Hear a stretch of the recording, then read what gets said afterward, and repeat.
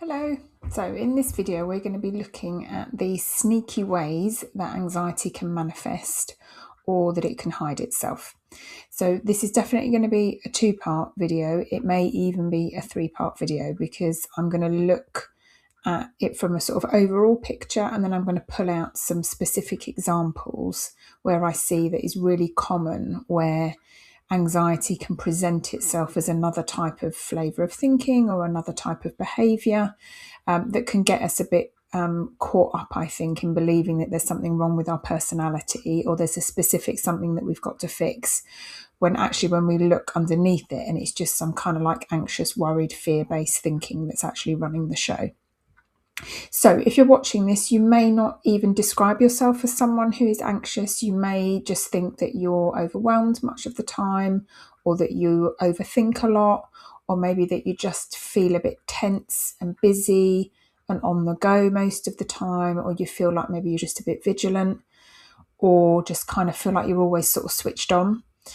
Or you may be someone who has had intense periods of anxiety in the past. You may have even struggled with panic attacks. You may even have had some kind of diagnosis of anxiety, but maybe that's something that you've moved past in a kind of quite overt and everyday way, but maybe you're left with just kind of a bit of sort of tension or low grade worry, or just sort of low grade kind of busyness in the mind that you're curious about.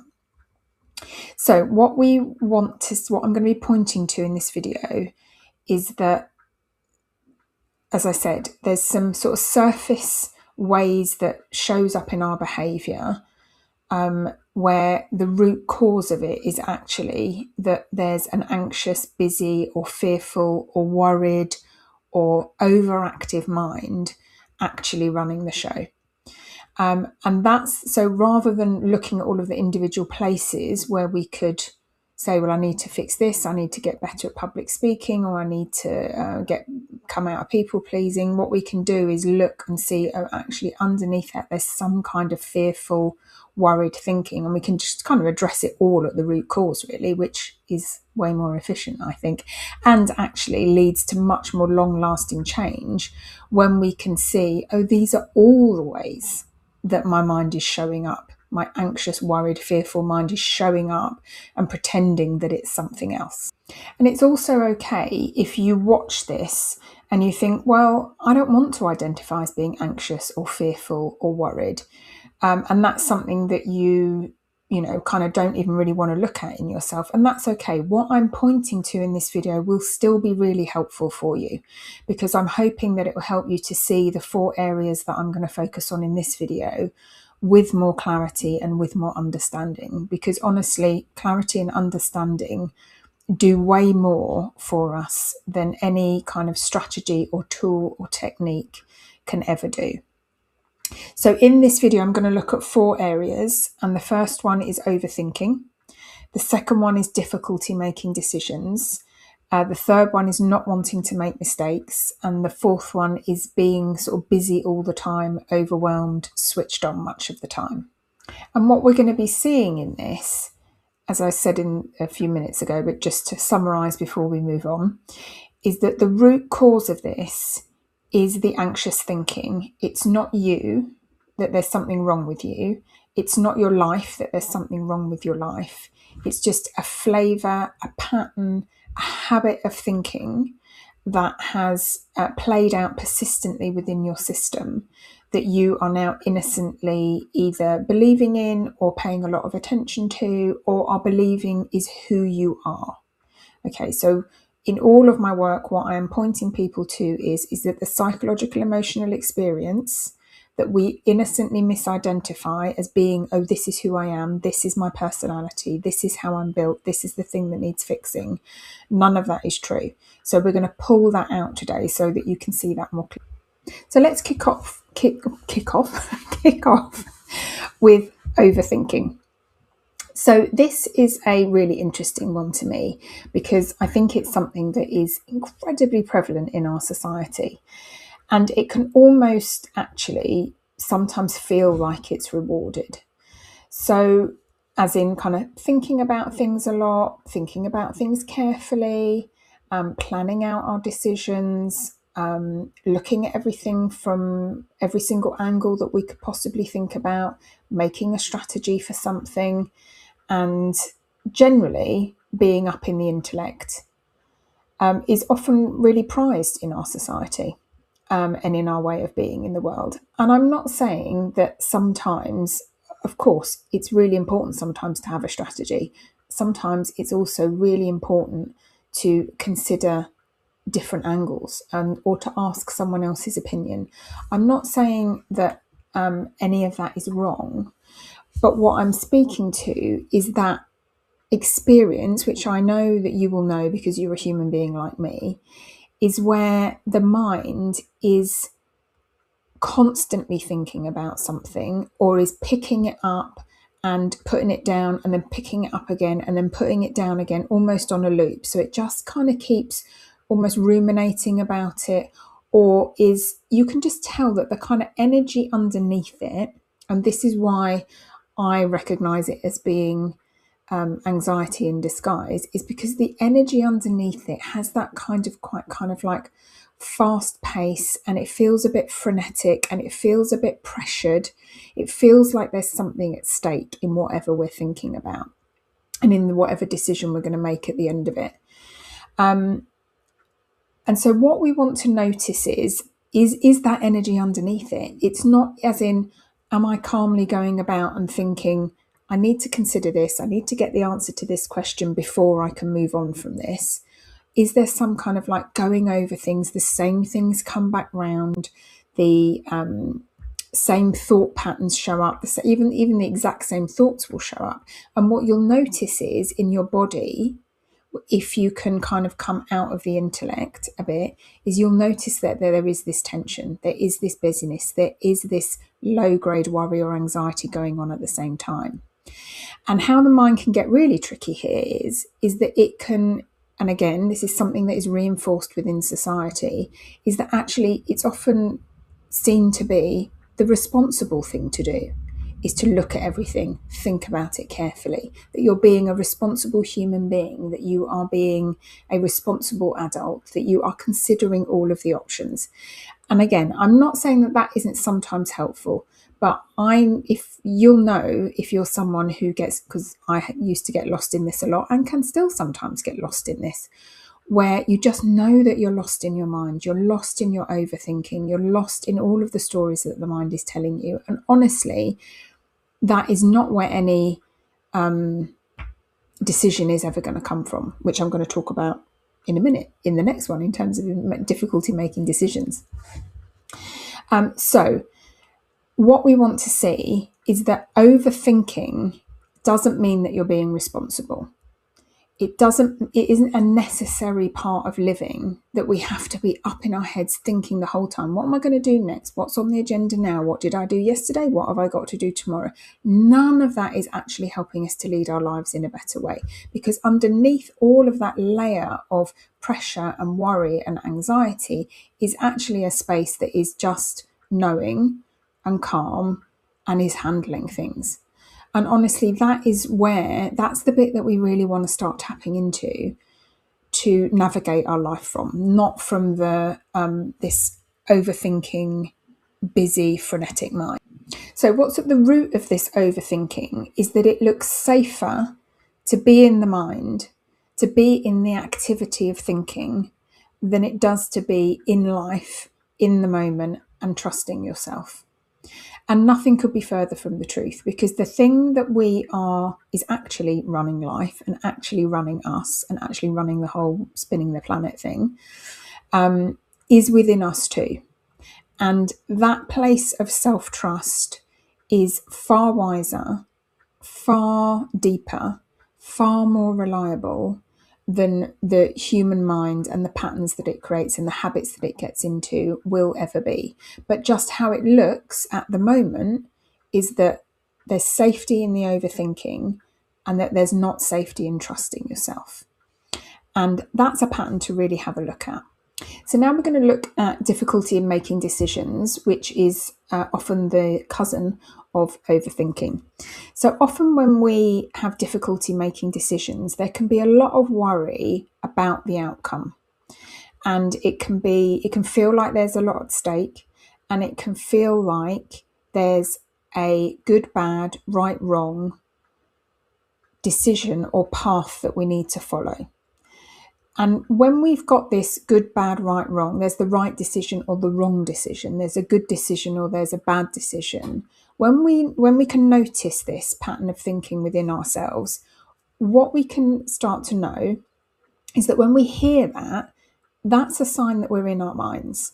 That isn't a sign that we are trusting in our knowing and in our wisdom and in that place that is always okay. When we hear the good, bad, right, wrong, when it looks that way, we know that that's the polarity of the mind, because that's absolutely how the mind always talks, is in polar opposites. And it will always present, well, there's a decision here where you're going to get it really wrong and you're going to muck things up, or there's a decision here where it's really right.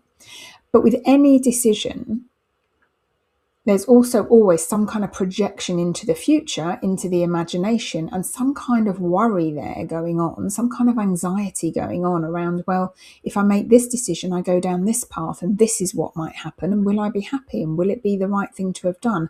Or if I make this decision, I could go down this path. And there's always, what you'll notice, as I said, some kind of future-based imagination about what making the decision is going to mean. And again, when we catch that, we can catch that usually that there's some worry and anxiety going on there. And that's our little wake-up call that we're in the imagination and we can never know the outcome of something. Not ever, ever, ever. All we can ever do is trust as best we can in the moment the decisions that we make, and trust that we will handle whatever happens, whatever the outcome of that decision. So when for example, when I got married the first time, it looked like it was the right decision. It ended in a divorce. Now, the mind can dress that up as, well, that was the wrong decision. Now, of course, we know well, I know that isn't true, because I know that there was lots of experiences within that were massively valuable to me, and it shaped my life in a way that I could have never known.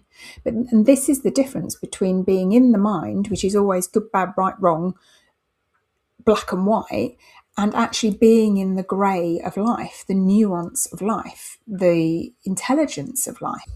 So the third little sneaky way that we're going to look at that anxiety shows up is in not wanting to make mistakes. Now, this is something that I see a lot with people that I work with, particularly women, who can really fear this. And there can be a lot of kind of recognised anxiety around it, for sure, or a lot of recognised, as in on the surface, worry about it. But also there's often a layer of deeper anxiety and worry about it, about making a mistake, which is really aligned with the, well, what does it mean about me? And the not good enough piece of the way that the mind can worry. It's almost like the deepest worry, really. The deepest anxiety is that there's something wrong with me, and that making a mistake is going to highlight that, is going to show that to the world. So when we can catch that actually this fear of making mistakes is just worry and anxiety in disguise, and we can see that we don't need to keep spinning in it, that we can just recognize, oh, here's the anxious part of my mind that is thinking, well, if I make this mistake, what does it mean about me? What will other people think about me? How will I let other people down? All of that is just some flavour of anxious and worried thinking. There is no truth in that. It's usually always also projecting into the future, which again, if it's projecting into the future, we know it's imagination, and imagination is just, again, unless it's pleasant, this kind of fearful imagination is just worry and anxiety dressed up as something else. And even if we have actually made a mistake, again, we can usually tune into that the mind will be presenting it as, well, there's a way that something should have gone. There is something that I should have done. This is a bad outcome. This is a good outcome. There is in some way that I should have been able to prevent this from happening. And again, when we can start to catch that flavour of thinking, that line of thinking, we can know that we're up in the mind. We're up in an anxious, worried mind. We're not down in the reality of life, which is things happen in life. Stuff looks like it shouldn't happen. It looks like things go wrong, but what's happening is happening because it's supposed to be happening. Now, I know that might feel, you might also say, what does that mean? Or it might feel like that's a bit kind of wishy-washy or spiritual. But actually, if we really just strip away that life is just happening over the whole planet, there is things happening.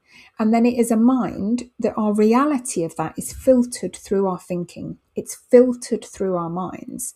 So, and you'll see this where some people will see something not as a mistake and they'll see it as a gift, or they'll see it as a mistake, but they'll take it much more lightly than someone who would then really take it to heart and think, this really does mean something about me, and someone else will just brush it off. So we can see that life is happening, but our experience of that is 100% created through our thinking and through our mind. And making mistakes is a really good way to see this. So what I want you to see in this is that, number one, there's always that layer of kind of anxiety and worry that's actually within all of that fear of making mistakes. And so therefore we know it's 100% mind created. And that our human minds can never know what is a mistake and what is not a mistake, because in the truth of life, that just doesn't even exist. Life is just happening, and if it's happening, it's meant to be happening.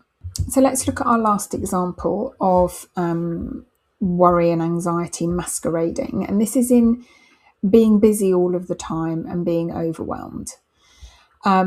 Now, this one is really interesting because from the many women that I've worked with around this is that often that there's a couple of major ways that this goes. Sometimes someone has been very anxious in the past, maybe had a lot of panic attacks, as I say, maybe been diagnosed with something, but has actually come through the majority of the kind of like extreme symptoms of that and being caught in that much of the time. And what they find themselves in is now this just kind of like low grade tension and busyness. And actually what that busyness, the function that busyness serves, is really being up in the head and not wanting to be in the body and feeling. And also for the mind to be able to keep running the show, keeping the attention up in the mind rather than down in the feeling and in the sensation of the body. And this serves that, and I think this often, if you've had a lot of strong anxiety in the past, is because there's some kind of fear, again, more fear and worry about being anxious again. So it's really the anxious mind not wanting to be anxious again. And so we get caught up in a lot of busyness and doing, and I've got so much to do. And for fear that if we slow down, what if that anxiety is still there? What does it mean about me? What about if it comes back? There can be a lot of that going on in the experience. But as soon as we can notice that, and we really understand that anxiety, all the anxiety we've had in the past, all the anxiety we've had in the future, even panic, is created in the mind. It's not in life.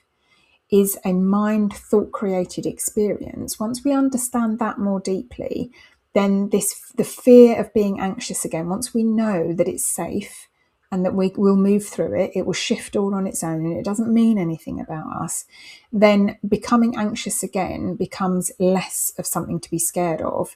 And so the busyness element of it is no longer necessary because we're not so worried about becoming anxious.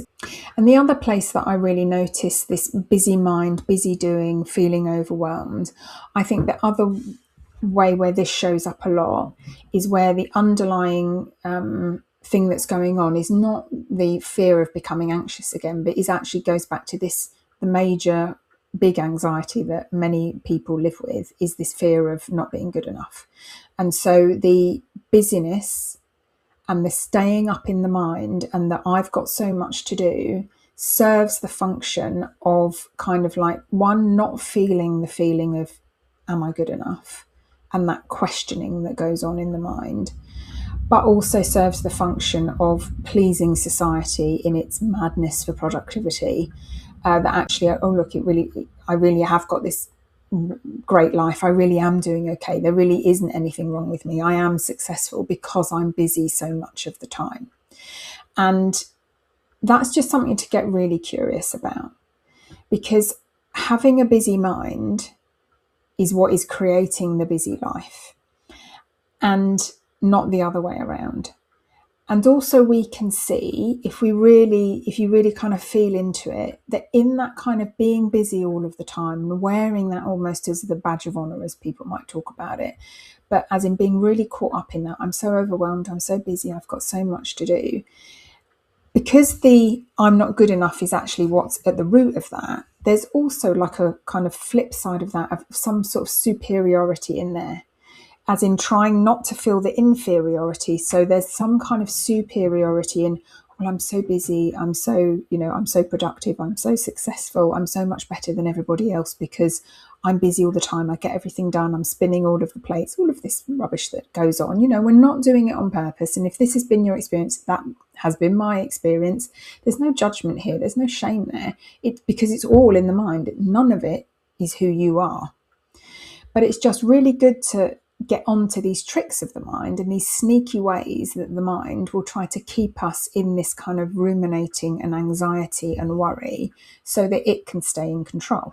So just to bring it all together then, in conclusion, all of these examples that I have given all have the one root cause within them, which is being identified with the mind, being caught up in the mind's games of needing to be in control, being fearful, being worried, being anxious, and us innocently misidentifying that this is who I am. So all of this narration that goes on in the head, the psychological, emotional experience of all of these states that I've described, when we innocently believe that this is who I am, this is where all of our suffering is. This is where all of the problems come in our life. But when we can know that all of the overthinking, the difficulty making decisions, the fear of making mistakes, all of the anxiety and worry and all the ways that it manifests and shows up is just a pattern in our minds. It's a habit of the mind. It's a loop or a spiral that the mind can get into, and it has nothing to do with us. We are literally the experiencer of it, and that who we are is the space of groundedness, of knowing, of calm, of just intelligence, life intelligence in a form. And when we know that, we can be with this in a much different way, in a way that creates much less suffering. And I'm not saying you won't get caught up in it, because I still get caught up in worried, anxious thinking sometimes and believing that there's something wrong with me. That experience passes through me, but we wake up to it much, much more quickly. So these are not individual personality traits that you need to fix. These are not things that you need to work on yourself. These are simply things that you need to understand. It is the mind, it's the mind's games, it's not who you are. So this is something, if you want to go deeper into this, this is exactly what I work on with women and men within my program Unbound. And really it is about unbinding you from this belief that there's something wrong with you, that your mind is who you are, and that there's something that you need to fix or change within yourself, and much, much more. So if you're interested in that, in working with me more deeply on that, you can check out the link to Unbound below. I've also got a lovely free audio around anxiety, which I would love for you to listen to. And if you watched all of this video, I know it's a long one, thank you so much. Do give it a like as well, and do consider subscribing if you haven't already. Thanks so much for being here.